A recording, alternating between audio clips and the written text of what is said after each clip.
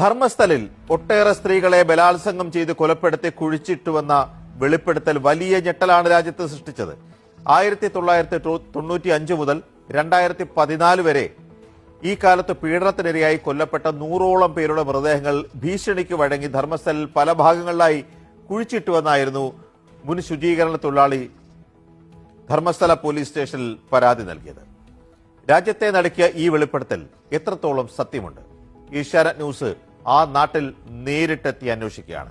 അമ്പരപ്പിക്കുന്ന ഒരു വെളിപ്പെടുത്തലാണ് ഇവിടെ ഈ ക്ഷേത്രത്തിൽ മുൻപ് ശുചീകരണ തൊഴിലാളിയായിരുന്ന ഒരു ദളിത് ശുചീകരണ തൊഴിലാളി 10 വർഷം മുൻപ് അദ്ദേഹം ജോലി വിട്ട് പോയതാണ്. ഭീഷണിക്ക് വഴങ്ങിയാണ് ഇവിടെ നിന്ന് പോകേണ്ടി വന്നത് എന്നാണ് അദ്ദേഹം പറയുന്നത്.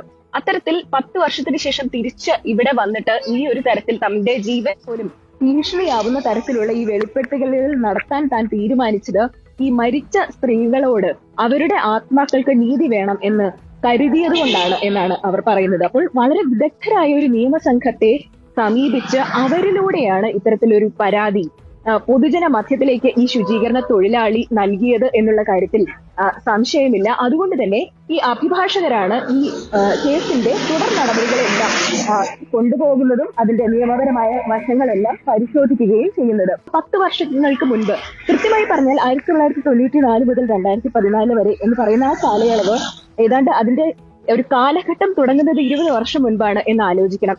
നമ്മൾ ഈ കാണുന്ന നേത്രാവതി നദിക്കരയുടെ പല ഇടങ്ങളിൽ, ഇതിന് തൊട്ടടുത്തുള്ള കെല്ലേരി എന്ന് പറയുന്ന കാനന മേഖലയുടെ ഭാഗത്ത്, അങ്ങനെ പല സ്ഥലങ്ങളിലായി ഈ മൃതദേഹങ്ങൾ മറവ് ചെയ്യുകയോ കത്തിക്കുകയോ ചെയ്തിട്ടുണ്ട് എന്നാണ് ഈ ശുചീകരണ തൊഴിലാളി പറയുന്നത്. അങ്ങനെയുള്ള രഹസ്യമൊഴിയാണ് കോടതിയിൽ നൽകുകയും ചെയ്തിരിക്കുന്നത്. അപ്പോൾ പ്രധാനപ്പെട്ട കാര്യം, ഈ ഭാഗങ്ങളിലൊക്കെ എക്സ്ഹ്യൂമേഷൻ, അതായത് ഇവിടെ ഇങ്ങനെ മൃതദേഹങ്ങൾ ഉണ്ടായിരുന്നു, അവിടെ അത്തരത്തിൽ അസ്ഥികൂടങ്ങൾ കണ്ടെടുക്കാൻ കഴിയുന്നുണ്ടോ എന്നുള്ള തരത്തിലുള്ള പരിശോധനകളൊക്കെ നടക്കുക എന്നുള്ളതാണ് ഈ ആദ്യം പ്രാഥമിക നടപടിയായി പോലീസ് ചെയ്യേണ്ടത്. ക്ഷേത്ര പട്ടണമാണ്. 2 തരത്തിൽ ആളുകൾ ചേരി തിരിഞ്ഞു നിൽക്കുന്ന ഒരു സാഹചര്യമാണ് ഇവിടെ കാണാൻ കഴിയുന്നത്. യഥാർത്ഥത്തിൽ ഈ ഒരു ഇന്ത്യയിൽ തന്നെ ഇത്തരത്തിലൊരു ഒരു ടെമ്പിൾ ടൗൺ, അതായത് ഒരു ജെയിൻ കമ്മ്യൂണിറ്റിയിലുള്ള ആളുകൾ ഒരു ഹിന്ദു ക്ഷേത്രം കൈകാര്യം ചെയ്യുന്ന, അതിന്റെ അഡ്മിനിസ്ട്രേറ്റർമാരായി, അതിന്റെ ധർമാധികാരികളായി ഒരു ക്ഷേത്രം നടത്തുന്ന ഒരേ ഒരു നഗരം മാത്രമേ ഉള്ളൂ, അല്ലെങ്കിൽ ഒരേ ഒരു ക്ഷേത്ര പട്ടണം മാത്രമേ ഇന്ത്യയിൽ ഉള്ളൂ. അതാണ് ധർമ്മസ്ഥല.